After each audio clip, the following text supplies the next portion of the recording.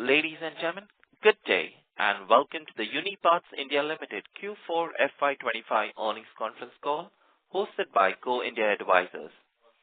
As a reminder, all participant lines will remain in the listen-only mode, and there will be an opportunity for you to ask questions after the presentation concludes. Should you need assistance during the conference call, please signal the operator by pressing star, then 0 on your touchtone telephone. Please note that this conference is being recorded. I would now like to hand the call over to Ms. Monali Jain from Go India Advisors for opening remarks. Thank you, and over to you. Thank you, Ryan. Good evening, everyone, and welcome to Q4 FY’25 earnings call of Uniparts India Limited. We have on the call Mr. Paramjeet Soni, Promoter, Executive Director and Vice Chairman, Ms. Tanushree Bagrodia, Director and Group Chief Operating Officer, and Mr. Rohit Maheshwari, Group Chief Financial Officer. We must remind you that the discussion on today's call may include certain forward-looking statements and must be therefore viewed in conjunction with the risks that company faces. I will now request Mr. Soni to take us through the financials and the business updates, subsequent to which we will open the floor for questions and answers. Thank you, and over to you, sir. Thank you, Monali, and good evening, ladies and gentlemen, and welcome to the Q4 FY’25 earnings call of Uniparts India Limited. As a trusted partner to leading OEMs, we maintain a strong presence across the evolving landscape of the global agriculture and construction equipment supply chains. As we enter FY’26, we do so with strategic clarity and a long-term perspective. The industry is navigating a period of significant transformation, perhaps the most notable in recent decades. Encouraging early signs of recovery were visible in our Q4 FY’25 performance, and we are cautiously optimistic that momentum may gradually build in the second half of FY’26. Our forward strategy continues to build on 3 pillars: deepening integration with our customers, driving operational efficiency, and expanding our nearshoring footprint in a measured and effective manner. To give you a sense of the industry overview and the business performance, in Q4 FY’25, the off-highway industry experienced year-over-year decline, with the impact more pronounced in the agricultural sector than in construction. Our performance followed these broader trends. Construction industry sales declined in the low double-digit during the period from April 2024 to March 2025. Rising interest rates and economic uncertainties led to a more cautious approach to new projects and new equipment purchases, with the most significant impact observed in the North American markets. At Uniparts, this translated into requiring agility and a keen focus on inventory management and OEM production schedules. Driven by a strategy centered on fostering stronger customer ties, we achieved growth within the segment by expanding our engagement with the largest construction industry customer. The outlook for this segment is expected to remain flat in the near term. Despite that, we expect growth driven by new business awards across America and Europe. The global large agricultural equipment market was the most impacted sector in FY’25. Farmers in key regions, including North America and Europe, continue to face increased input costs, fluctuating commodity prices, and higher interest rates. This led to our customers reporting high double-digit year-on-year sales decline and inventory levels being reduced by the dealers. However, the pace of decline moderated in Q4, indicating an emergence from the bottom in FY’26. The pressures on farm income in some of the key Western markets are likely to persist in the near term, suggesting a continued cautious approach to new investment in equipment. While we expect the Americas to remain under pressure with continued high double-digit declines, Europe and Asia Pacific are projected to remain flat or see a contraction of up to 5%. Uniparts' performance in this segment was aligned with broader industry trends, with Q4 showing signs of improvement. Industry headwinds notwithstanding, we established a new partnership with the European tractor OEM, which will add to the growth in the current fiscal. In the small agricultural segment, Indian tractor demand benefited from a strong monsoon and harvest, ending the fiscal largely flat in terms of unit sales. Globally, however, the segment declined in the double digits. Despite these headwinds, Uniparts outperformed the broader market thanks to our strong positioning. Looking ahead, although global industry demand is expected to range between flat to a 5% decline, with the American market expected to decline by 5 to 10%, Uniparts is poised to grow in FY'26, supported by sustained market share in India and continued expansion in Asia Pacific. Our aftermarket business, a crucial area for us, delivered robust results in FY'25 as farmers focused on maintaining and upgrading their equipment. We continue to expand our footprint in North America and Europe, and we remain optimistic about further consolidating our position in FY'26. Our engagement with customers remains strong, and the pipeline for new business across three-point linkage and our PMP divisions continues to be healthy. We're also making steady progress on our geographic diversification strategy, helping us manage regional demand fluctuations more effectively. Our entry into Mexico is progressing as planned, offering a new opportunity for the company's growth.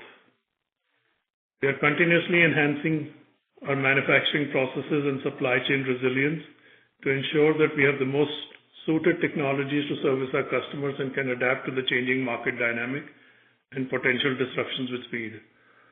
Our focus on sustainability has only strengthened in FY'25 with the addition of solar power and new water treatment technologies being implemented across our factories. This is an initiative that we are determined to continue along with our CSR initiatives that enable our teams to contribute to causes that they believe in. On the financial front, the company has reduced inventory year on year and continues to maintain a healthy position with net debt-free balance sheet.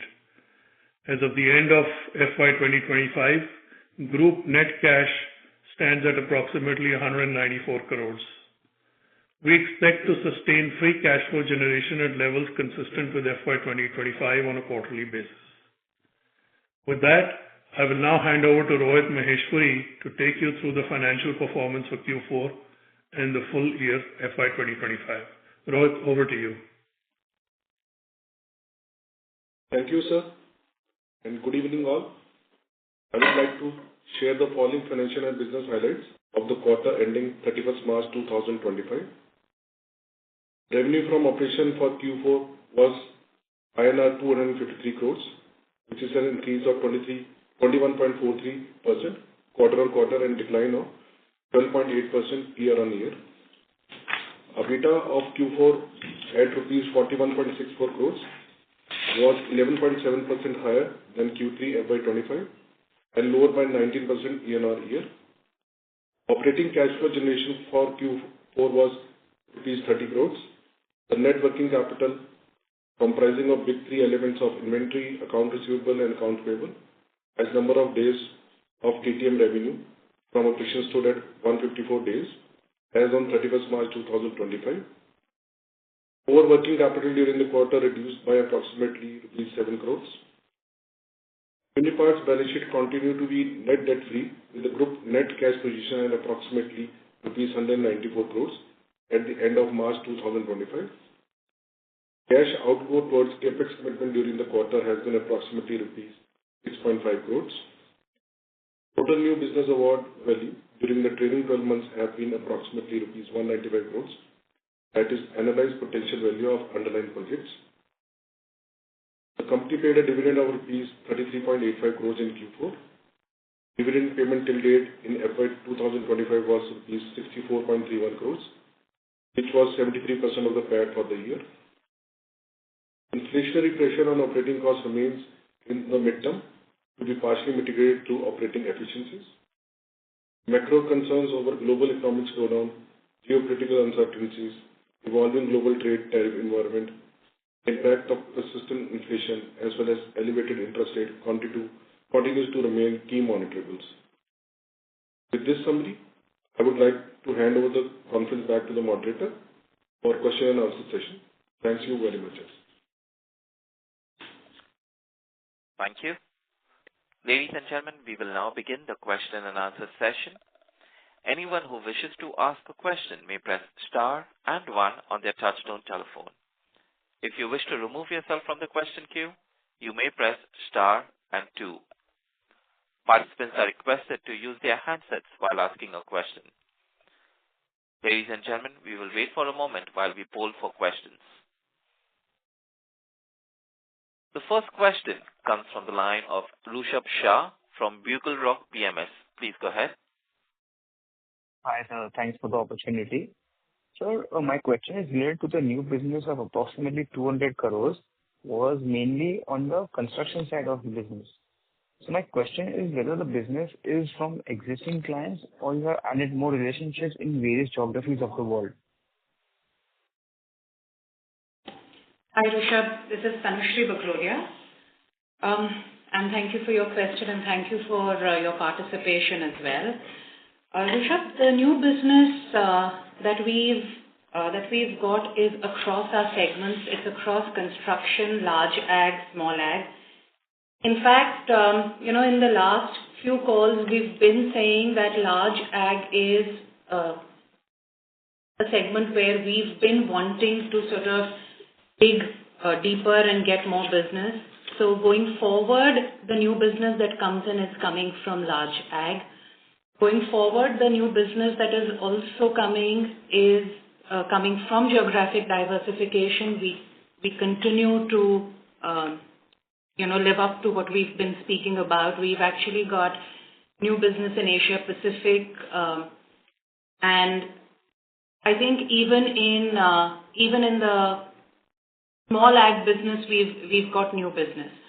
The 200 crores of past business that we've been talking about has also come from across sectors and industry segments that we cater to and geographies. And of course, aftermarket remains a key part of our entire strategy, where in FY'25, we actually grew 20% year on year, and we continue to see new business growth in this segment as well. So since we are on the previous calls, I had one question that in the previous calls, we said that you were trying to expand horizontally with your clients. So have we been successful in doing that?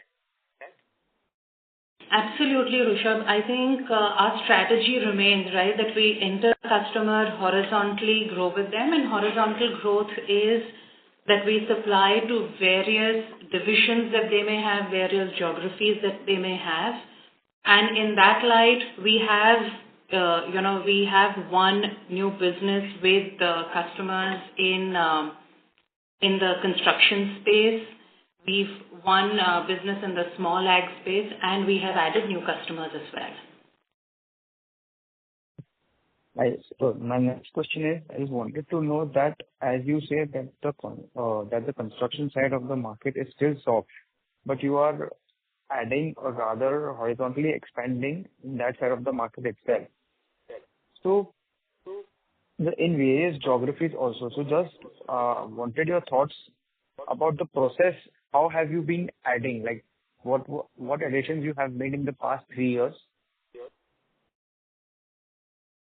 So, Rishabh, if you see, we've spoken about this in our earlier calls, right? That in the last 3 years, we've actually expanded significantly with Caterpillar, which is the largest construction equipment manufacturer in the world.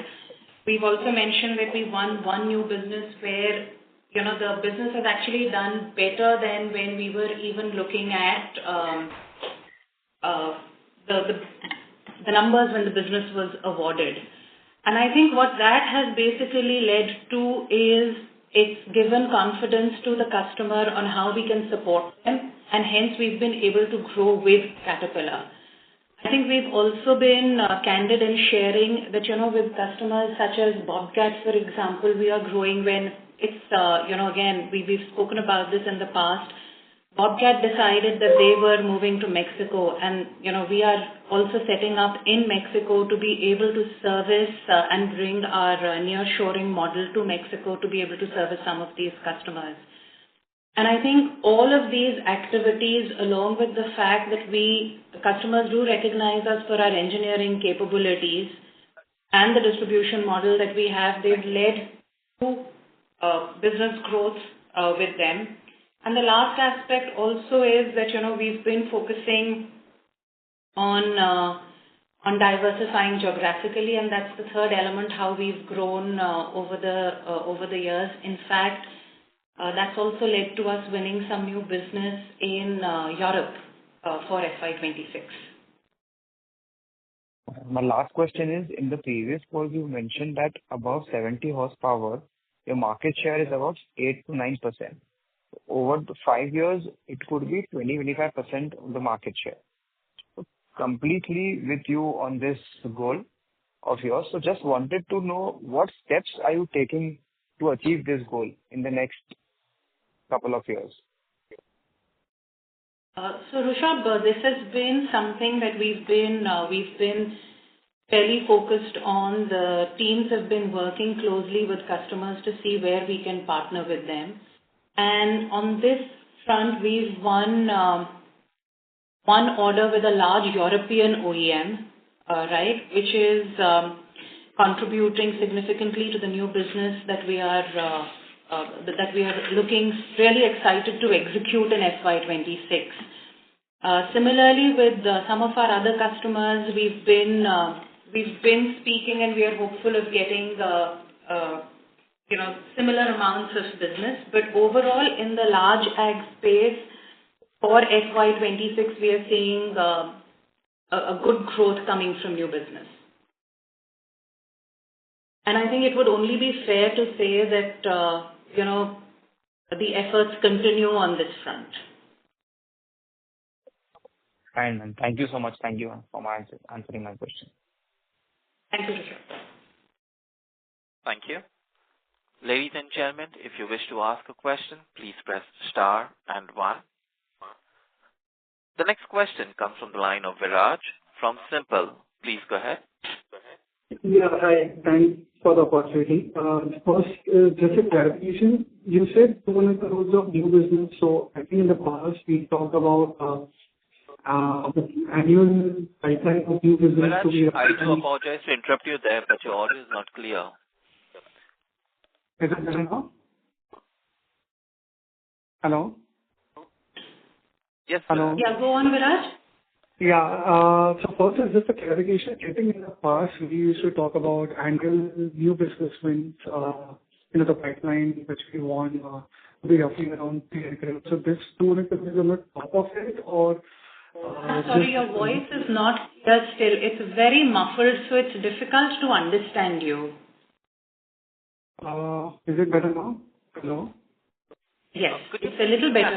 Viraj? Yeah. Yeah. So, question is more on the clarification.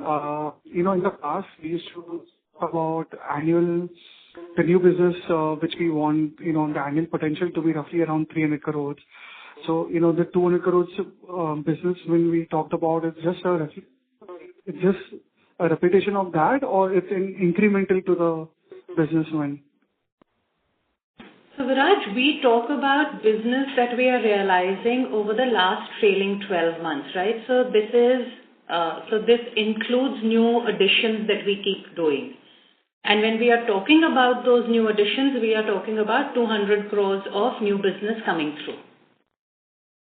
Okay. So in last 12 months, what will be the contribution from new business, So like we say that in the last 12 months, new business would be roughly about 195 crore on an annualized basis. Okay. Second question is, post the tariff, announcement in US, given that we have a dual sourcing model. So if you could just give some perspective, where does that put us in terms of, say, so how does that, so how are customers looking at us in terms of our overall position? What are they saying? Any color you can give,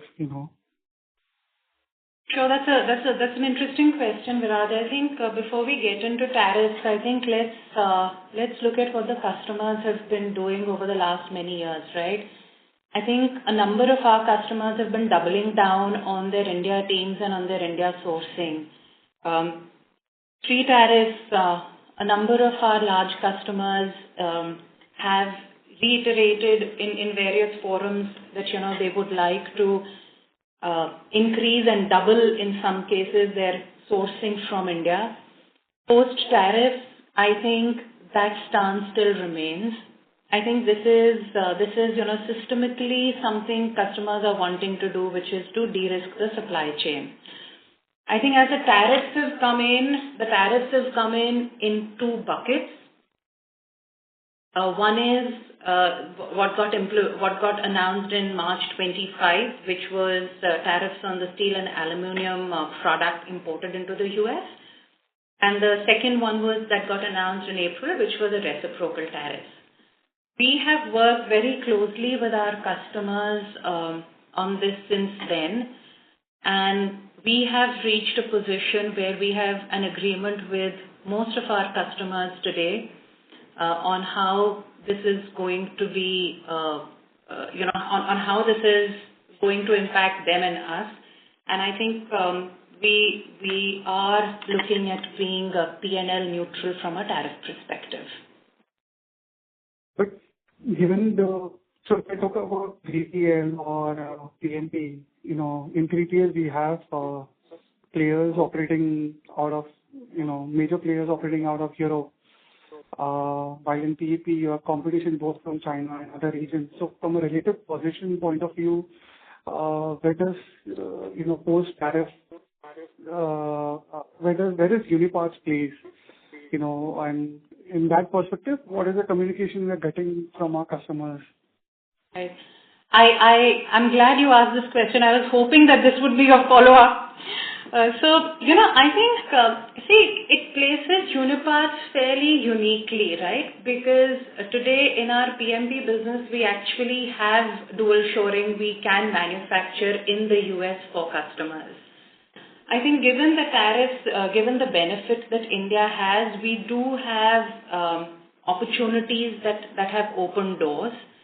And coupled with that is the fact that we do supply to them from, locally. So there is nearshoring. And I think all of these put together gives us opportunities to be able to increase business with our customers. But bear in mind that, while in the aftermarket this can be more immediate with the OEMs, while this opportunity is there are approvals and processes that need to be completed, and they would need to be completed for us to be able to see the reality of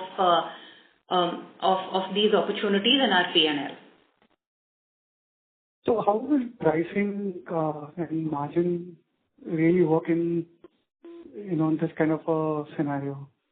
So our approach will be more focused on a blended margin rather than where it's manufactured or what channel delivery it is, or, how are we approaching this? So, Rishabh, I don't think our approach has changed. We are looking at a best cost manufacturing solution from our customer perspective. So if it means that the best cost country post tariffs is the US, we will manufacture in the US for our customer. India still has an advantage over China in terms of tariff. And I think that story for us remains strong. And I think given that we are now moving into Mexico to be able to supply to their Mexican production, to that extent that business is anyways de-linked from the US. So I think the approach that we have doesn't change. I think it only strengthens or reiterates the strength of our business model, which is that we've always wanted to offer a best cost opportunity of manufacturing to our customer and the dual shoring and the near shoring benefits that we bring to the customer. Okay, just one last thing. So, I understand the environment is quite weak in the end industries, going through a tough phase. But in terms of the cost takeouts or initiatives in terms of further leaning the overall cost structure internally at Uniparts, can you give some perspective what kind of a cost takeout or cost saving we have been able to get, or either in terms of BEP where is the break-even point now for us, say, vis-a-vis 3 or 4 years back? So it kind of helps us also get a perspective when the cycle turns, we might also see parallelly to that degree, the gains on the efforts we have been making. So Rishabh, if you actually look at it, right, our gross margin levels haven't really changed year on year. FY'24 to FY'25, our gross margin levels remain fairly stable, except for a few decimal of percentage points. And if you then look at our fixed costs, you will actually see that our cost control has been fairly strong. This is a journey that we started and we've only built on, right? So throughout the year, we've been focusing on increasing efficiencies and containing costs where we could. And that is why despite, a 15% drop in the top line that we are seeing, we've been able to hold our EBITDA percentages. And we've been able to still have a healthy PAT percentage. So I think we are going to continue on that journey. And that's a commitment that we as management team and as an organization have to all our stakeholders. Okay, I'll come back in here. Thank you for answering all the questions. Thank you. We take the next question from the line of Sunil Jain from Nirmal Bang Securities Private Limited. Please go ahead. Yeah, thanks for this opportunity. First of all, again, question on tariff. So you said that it will be P&L neutral. So are the negotiations with the customers are over and you are not facing any margin pressure in the short term? Yeah, so Sunil, with most of our customers, we've reached an agreement. What will happen is that there will be some working capital impact because of the tariffs, because, we will pay and then collect subsequently from the customers, but it will be P&L neutral. Okay. And second question is, how much is the share of large agri in our total sales? So large ag is roughly about in the high teens for us as a percentage of total business. It is about 16, 17%. Okay. And any new development on fabrication or hydraulic side so we can expand our TAM? I think, Sunil, we've maintained that, these are two areas along with the PTOs that we will continue to focus on. On the fabrication side, we have our own facility that does what I'd call small to medium-sized fabrications, where we are picking up some traction with OEMs. And we are hoping that, the efforts that we are continuing to make in the aftermarket channels will also yield results. It's been slower than what we would have expected, but I think that's on the small and the medium-sized fabrication. And, as we continue to evaluate and look at opportunities as something fructifies, we will inform the stakeholders. But we do continue to work on these opportunities. Okay. And anything related to acquisitions which you had alluded in the earlier quarter calls? So Sunil, that's what I was referring to, that on the acquisition space, the power takeoff, hydraulics, and fabrication remain three product platforms that we are interested in. We continue to work on that. We continue to evaluate opportunities. But, acquisitions are fluid. Opportunities come and, they take time to evaluate, understand, etc. So as and when something happens and something is more concrete, which we can share, we will let the stakeholders know. Okay. Good. Great. Thank you very much. Thank you. We take the next question from the line of Parth Lahoti from Equity Capital. Please go ahead. Hi. Thanks for the opportunity. So first, my first question is, could you provide more detail on inorganic growth plans or potential acquisitions mentioned that the future growth drivers are any specific markets or technologies being targeted?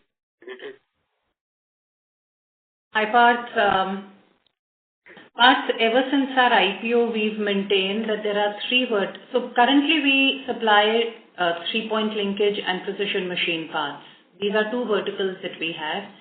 Since IPO, we have been saying that hydraulics, power takeoffs, and fabrication are three platforms that we would like to enter into, and inorganic growth or acquisitions could be one way to get into these. We continue to evaluate opportunities, like I said, but like I said, we spend time and effort on these, but acquisitions are fluid by the very nature that they are. So as and when there is something more concrete, the company and the management will inform the stakeholders.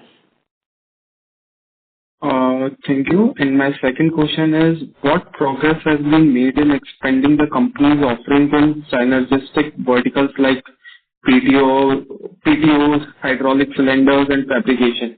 How do you see this contributing to revenue mix over the next 2 to 3 years?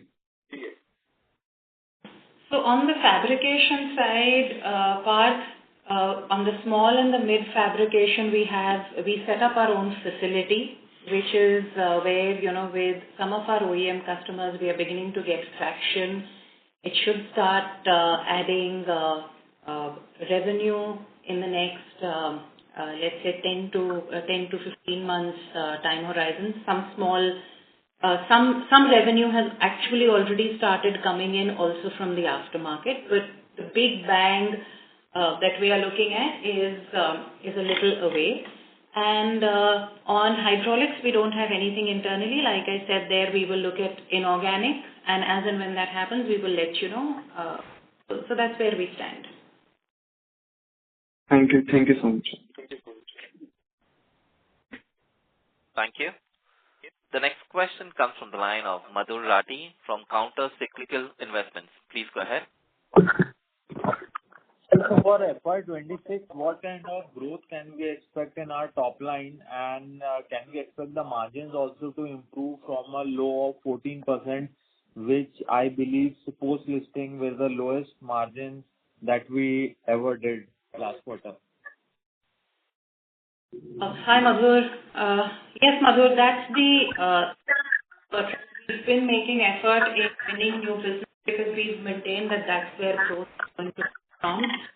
So in FY'26, we are looking at the mid-teens of top-line growth as we stand today. And of course, as the top line comes in, the operating deleverage also starts to turn itself around and the margins should improve. Great, ma'am. And madam, what kind of capex do we have for this year and the next year? So, typically our capex in the last sort of 3 years has been in the range of, let's say, about 30 to 40 crores. And this capex really goes towards, investing in capabilities or balancing equipment that we may want to or need to buy. And that is what we are going to continue with. We've stated in the past that, we'd like to keep our capex as 2.5% of our top line. And I think we continue with that unless it is a very compelling reason we need to invest.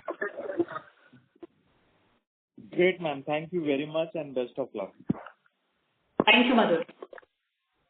Thank you. The next question comes from the line of Nitin Shakhtar from Green Capital Single Family Office. Please go ahead. Hi, good afternoon. This is Nitin Shakhtar from the Green Capital Single Family Office. So, my question is more as an investor rather than an analyst.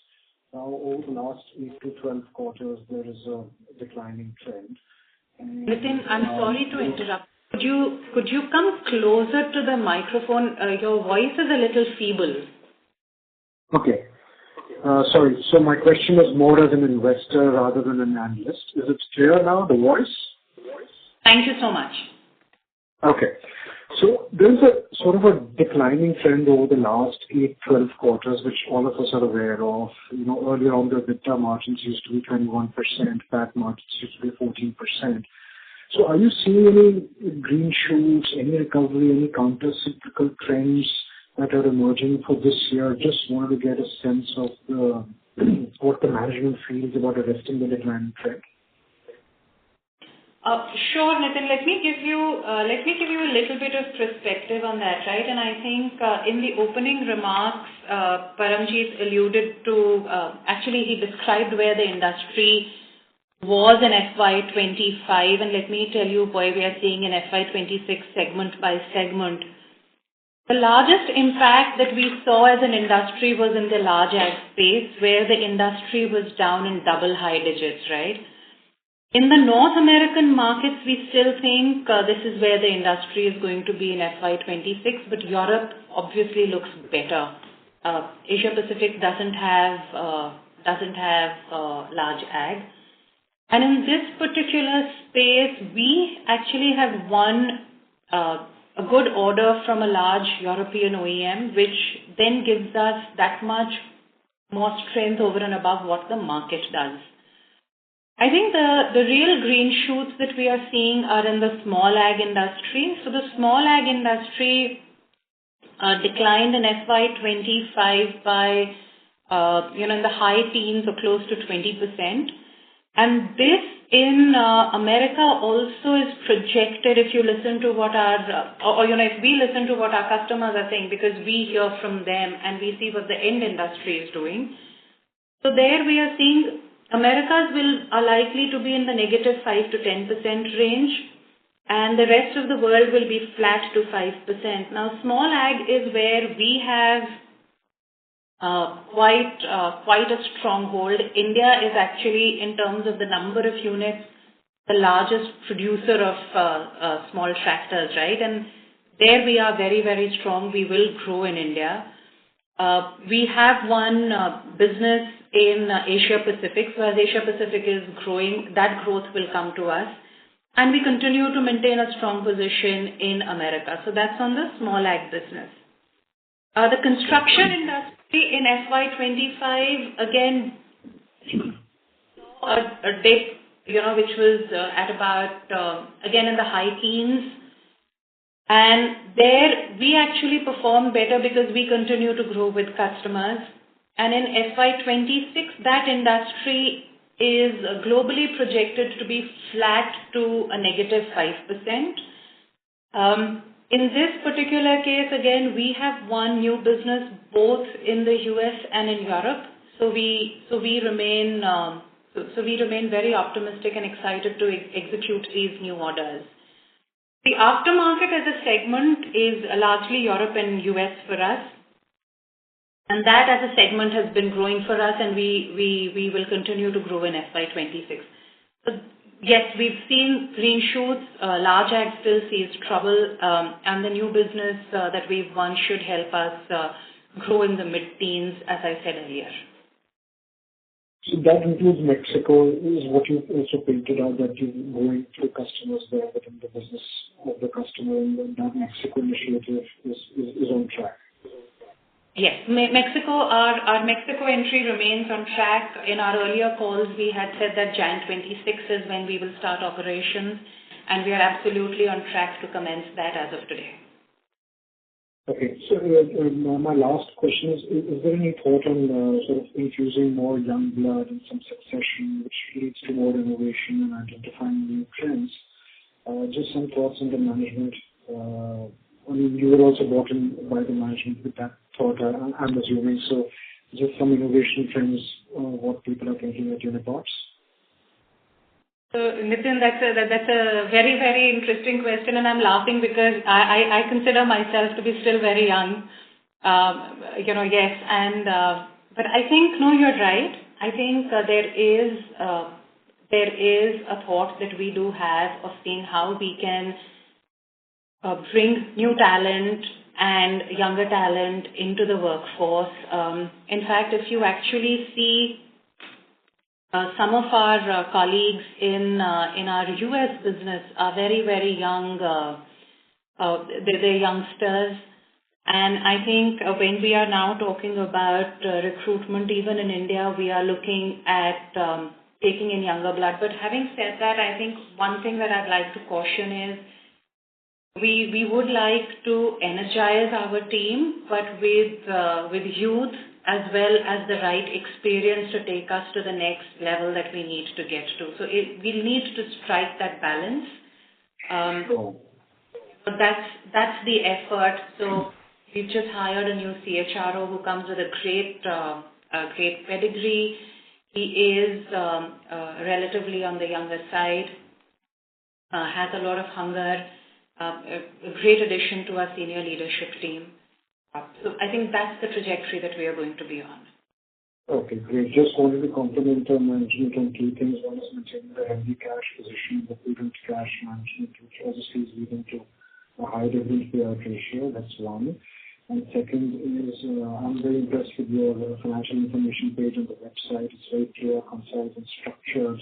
And congratulations to Investor Relations and the company secretary for that. So that's all from my end, and all the best. Thank you. Much appreciated. Thank you so much. Thank you. Ladies and gentlemen, if you wish to ask a question, please press star and 1. The next question comes from the line of Nikunj Doshi from Bay Capital. Please go ahead. Yeah, thanks for the opportunity. Yeah, I'm sorry if this was answered earlier. I just joined a bit late. So just wanted to understand, since we are talking of mid-teens and higher-teen kind of growth for the current year, so can we expect quarter-on-quarter growth, or it will be a lumpy H2 kind of a scenario? So I think, hi Nikunj, and thank you for the question. Nikunj, if you look at our quarter four result is better than quarter three. In our conference call on quarter three, we had already alluded to the fact that, the bottom is potentially behind us. Yeah. I'd like to say that largely that looks true except for the large ag segment. Okay. The quarter four has been better. Quarter one for us should be similar to quarter four. But I think what we are expecting and what we hear from customers, we speak to our large customers, John Deere, Caterpillar, Bobcat, Kubota.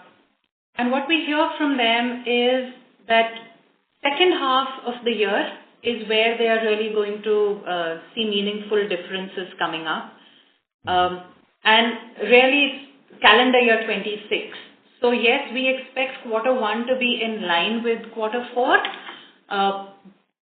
But the second half of the year is going to really see the green shoots of recovery taking shape. And this Trump administration is going to decide on tariffs, say, in July. So are you seeing any pre-order or pre-buying happening in this quarter because of that, or inventory built up in US because of that, or are you witnessing any of such phenomena?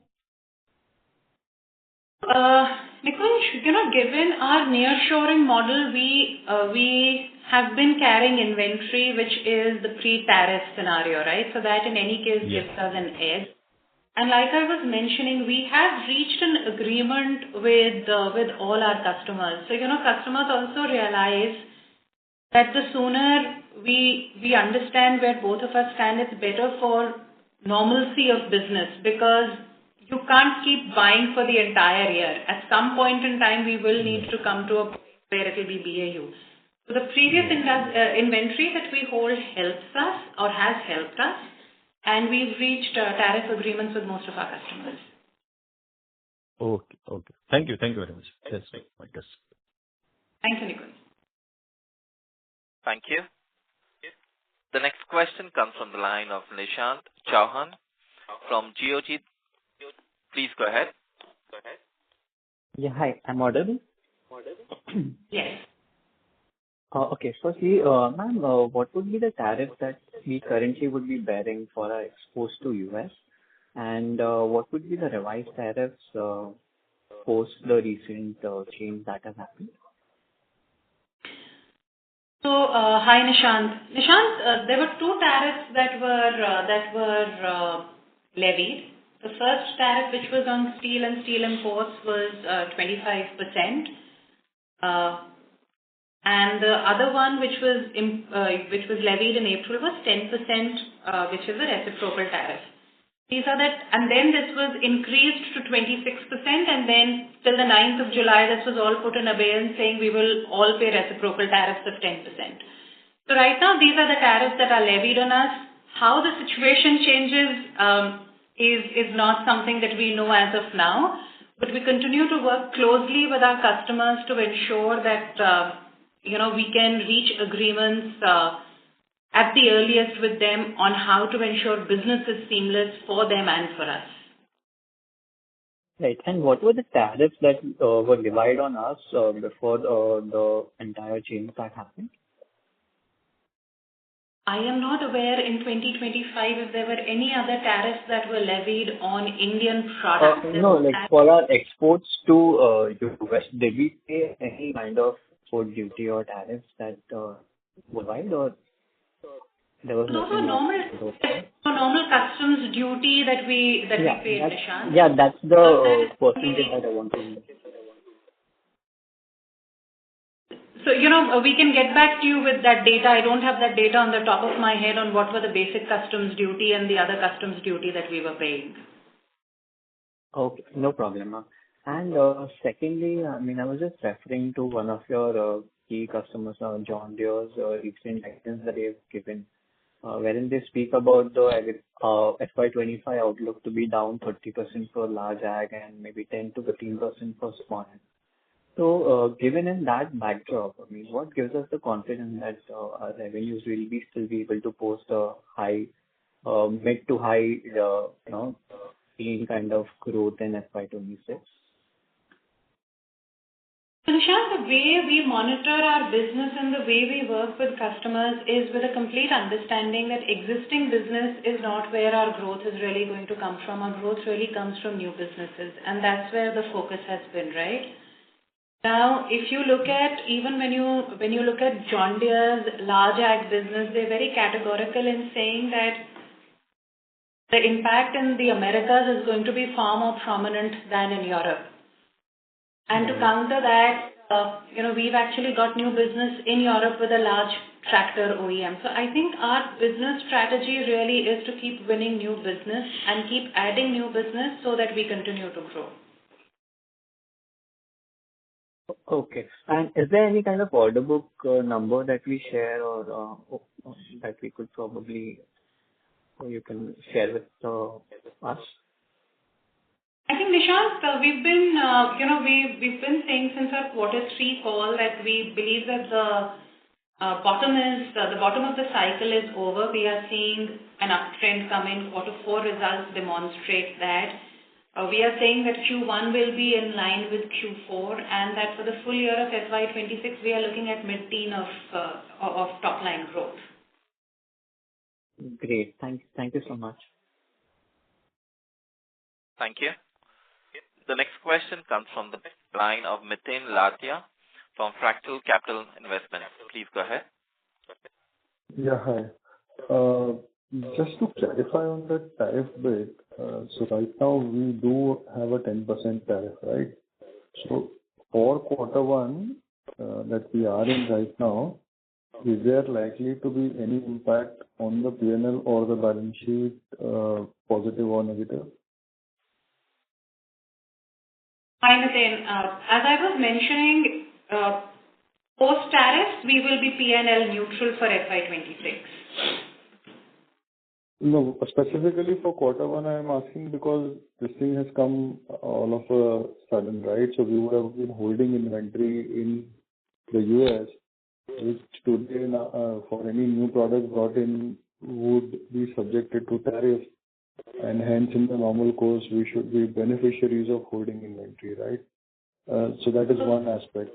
The other is, I don't know how much of an ongoing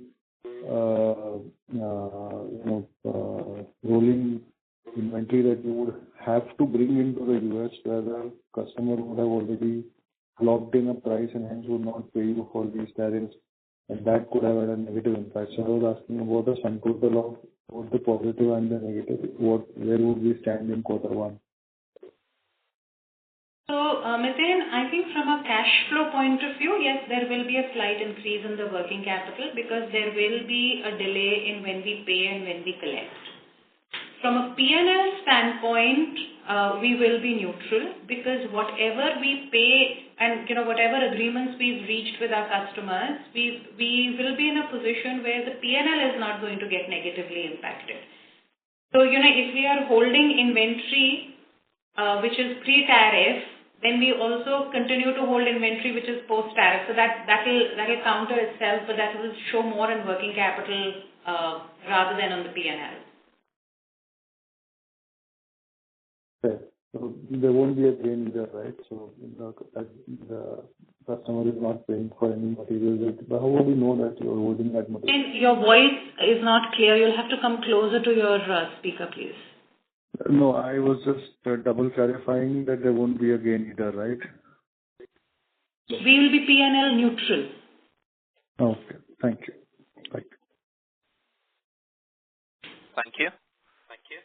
The next question comes from the line of Rahul Dhruv from Pegasus Growth. Please go ahead.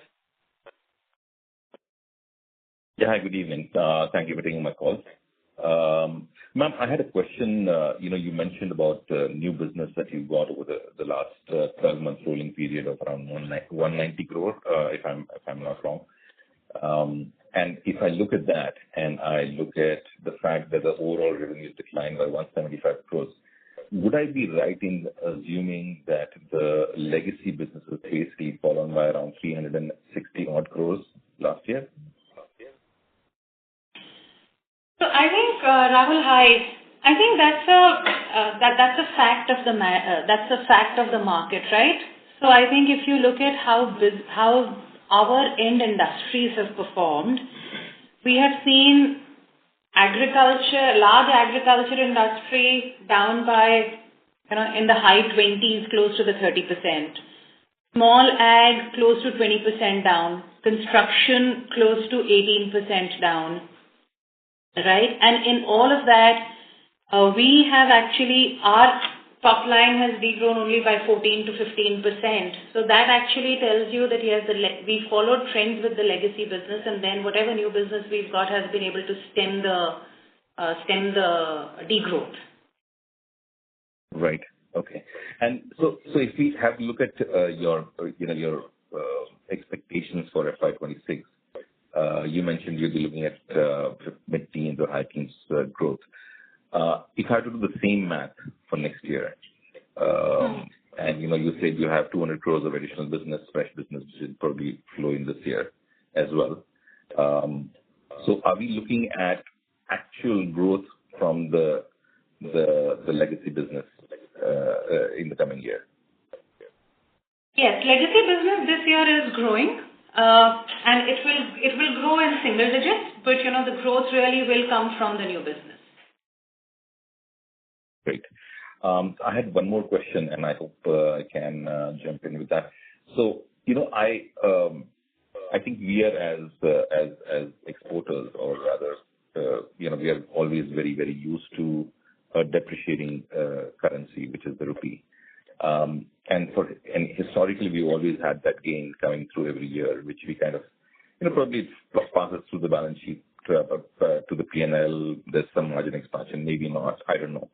Now, I just want to know what would be the scenario, what would be the case in case of a situation where the rupee actually appreciates to say 81, 82 next year. Would you go and renegotiate the dollar price up with your customers?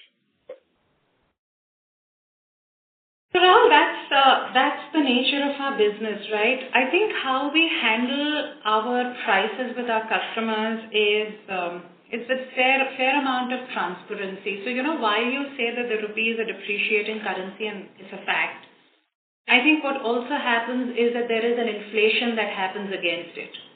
So our conversations with customers are saying if there is the rupee depreciating, there is the inflation, there is a net off, and that's how we look at life with customers. In case there is the rupee depreciating and then there is inflation, I think that's the discussion to have with customers. Given that we have long-standing relationships, customers know that we are transparent in the way we've always discussed these prices. Customers are also reasonable in understanding and approaching discussions when the rupee sort of goes when the rupee and the inflation cannot offset one another. Good. So basically, what you're saying is that the conversation will go back to the rupee now appreciating, and because of which some of the costs reducing, the net of which would result in X% increase in the dollar price. That's how it would go, right? Sorry, I couldn't hear you clearly, Rahul. Can you come again? Yeah. So I'm just saying that the conversation with the client going forward, let's assume the rupee appreciates to say 81, 82, would be that you would go ahead and say, okay, fine, there is an appreciation in the currency, because of which, and at the same time, our costs have reduced because of that. So the net impact of that would result in the dollar price of my product going up. That's how we would basically negotiate with the customer.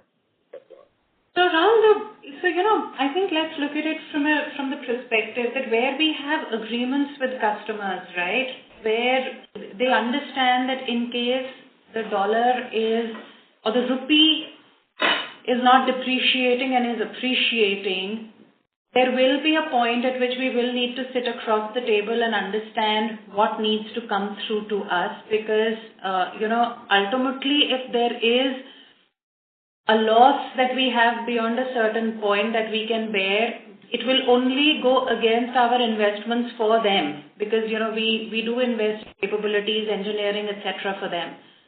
I think that happens. Customers are reasonable. Customers are not working with us for the first few years, right? We've been working with them for many, many years, and we've dealt with these cycles before. I think that's the conversation to have, saying, when the rupee depreciated and the inflation net off was not good, we had a certain understanding and we looked at life in a certain way.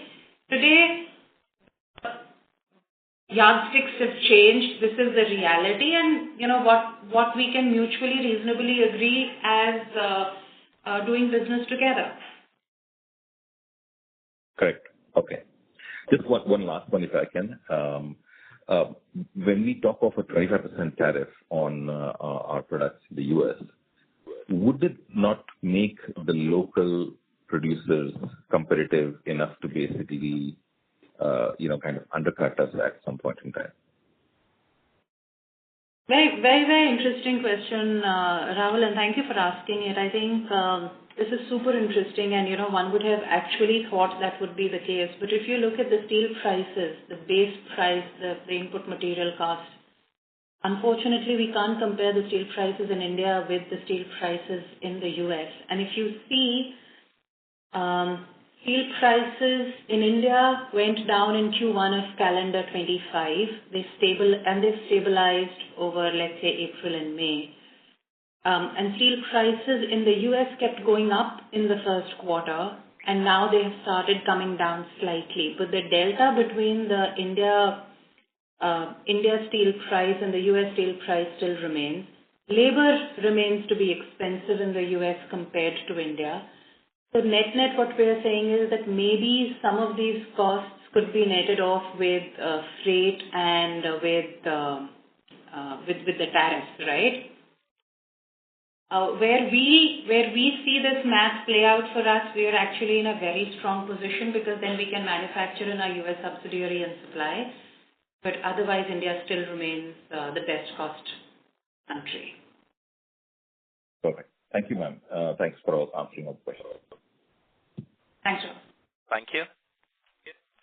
Ladies and gentlemen, in the interest of time and fairness to others, we request you to restrict to one question per participant. The next question comes from the line of Sujal Jain from Wallfort PMS. Please go ahead. Yeah, hello. Am I audible? Yes. Yeah, thanks for the opportunity. I had a question. In the event that industry conditions remain weak and we fall short of our mid-teen growth guidance, ending up closer to high single digit or low double digit, what is the potential margin expansion from current cycle low levels? Like, what levels do we have in place to drive margin recovery in such a scenario? So I think Sujal, if you look at our again, I'll go back to the point that our gross margins remain intact, right? Our gross margins have not been disturbed year on year. I think what is really playing against is the operating deleverage. We've really been able to control that through FY'25, which is from where we are saying we are recovering. So any recovery from here should be a positive to our EBITDA margins. And I think that's what we are hoping for. Thank you. We take the next question from the line of Chandramouli Jaganathan, an investor. Please go ahead.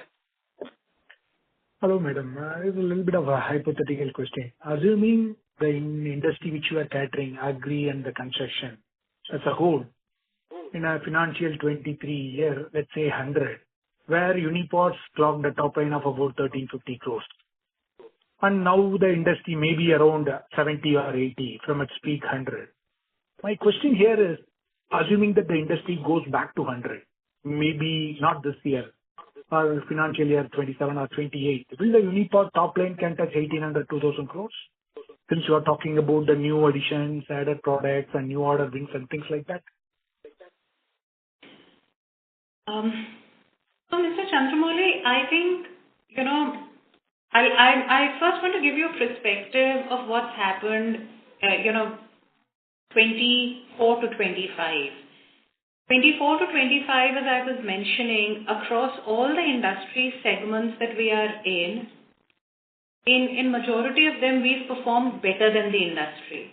And then we've actually grown 20% in our aftermarket industry. So the business that we are running is to be able to grow despite the market and to be able to diversify.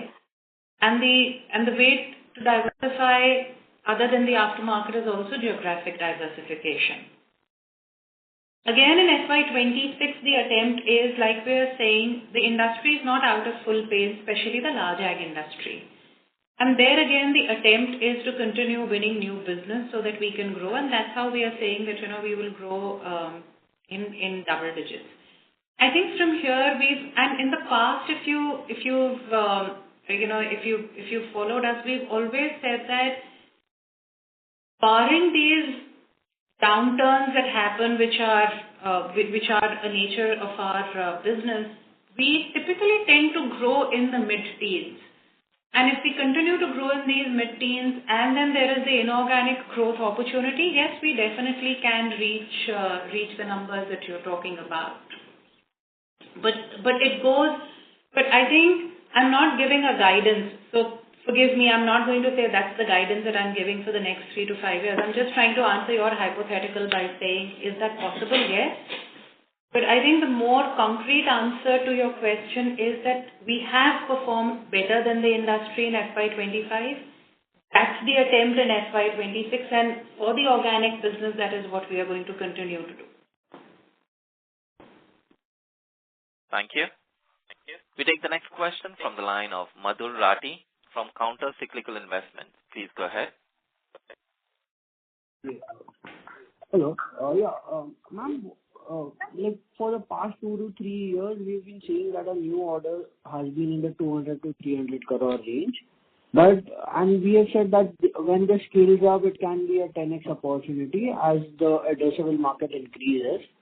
But that hasn't happened yet. So why is that, and when can we expect some hard results for these new order wins that we are getting? Because these are not converting from pilot stage to a supply to the OEM stage. And second question would be, on the aftermarket side, what was the revenue percentage that we got in FY'25, and what is the new order wins or new product approvals can we expect over the next 12 months? Madhur, aftermarket was 20% of our total revenue in FY'25, and that's the growth that has happened. I think, sorry, if you could repeat the first part of the question, I forgot that. Yeah. So it was more regarding the new order wins that we have highlighted. So if I go through your past two, since Unipart has been listed, it has been constantly in the 200 to 300 crore range, and we have mentioned that when these opportunities scale up, it could be a 10x opportunity and increase our addressable market. But what we are seeing is for the past 2 to 3 years, these new orders are not converting post the pilot stage. They are just just getting the repeat pilot orders again and again. So when can we expect an actual scale up of these orders going forward? So, Madhur, I think let me explain this, or let me sort of look at life realistically and give a view and help you get a viewpoint into the business. So, I think while the number of around 200 crores gives the impression that there has been no new business added and things are getting delayed, that may be true across segments and that may be true in certain parts. But see, for example, in the construction business space, we actually won new business where we did better than what we were anticipating when the business was awarded. The industry saw a downturn and hence, the legacy business fell. That business continued to do well, but then another segment, the large ag, has not taken off. So in that case, yes, there are pilots or there are even samples approved, or in certain cases we even have ready to supply material, but we are holding on to that because the customer's intake has reduced or their projects have been deferred, right? So I think as long as the industry is in the downturn, that unfortunately remains something that we will need to bear with. But to be able to counter that is where we are saying, can we regionally diversify so that if one part of the globe is seeing weakness, can we make it up by supplying to other parts of the globe? And that's where we've always said that, Asia Pacific, Japan are opportunities for us to grow in, and that's where the focus has been to grow the business. So I think that's where we are very confident that business will grow. We are seeing new wins in Asia Pacific, and that the growth opportunity, which is significantly larger than 200 crores, remains. Thank you. Ladies and gentlemen, due to time constraint, we take the last question from the line of Praneeth, an investor. Please go ahead. Hello. Thank you for the opportunity. So I was wondering about the offtake of new products. I understand we were able to get more business, and there's a structural decline in our primary segments. Segments such as like PTO, hydraulic cylinders, or fabrication. I understand you gave some commentary about how they're still muted, but can you give me some more idea on how these sales are going to progress? Are we going to use our existing distribution channels with existing customers to sell these products? Or are we planning on developing new distribution channels to provide these products and grow our market that way? Because we are diversifying in terms of our geography and product, right? So how can we think about the new products and diversification in terms of product diversification beyond geographical diversification? Hi, Praneeth. The diversification that we are looking in the areas of fabrication, PTOs, or hydraulics is to service the same customers and get a higher wallet share per vehicle with them, right? We know what we supply to them, we know what the adjacencies are, and where we can actually get more business. So to that extent, the products may be new, but the customers remain the same. The customers remain the same, our distribution channels will remain the same. I think it's just about deepening our relationships with the customer's supply chain.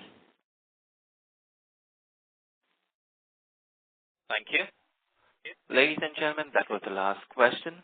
I now hand the conference over to the management for their closing comments. Thank you, Tanushree. So, dear all, we continue, as we close this, we continue to focus on our core strengths and, build stronger business franchise by strategically partnering with our customers in their journey and success. Our focus and efforts are aligned towards achieving the targeted growth in coming years. With this, I would like to thank all of you for taking time out today for joining today's call. Thank you very much. Thank you. Thank you. On behalf of Go India Advisors, that concludes this conference. Thank you for joining us, and you may now disconnect your lines.